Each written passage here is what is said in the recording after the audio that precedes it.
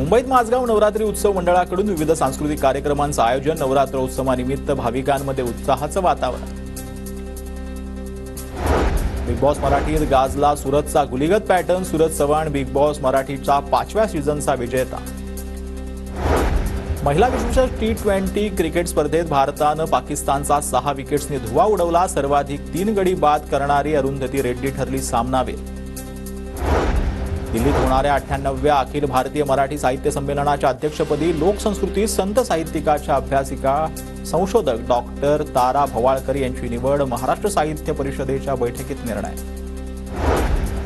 ज्येष्ठ गायिका आशा भोसलेंकडून लाडकी बहीण योजनेचं कौतुक. आर्थिक विवंचनेत असणाऱ्यांसाठी 1,500 रुपये कामी येणार. 1947 साली कुणी लाडकी बहीण योजनेचं काम केलं असतं तर मी 2 वेळ जेवले असते. जुने दिवस आठवत योजनेचं महत्त्व सांगण्याचा प्रयत्न.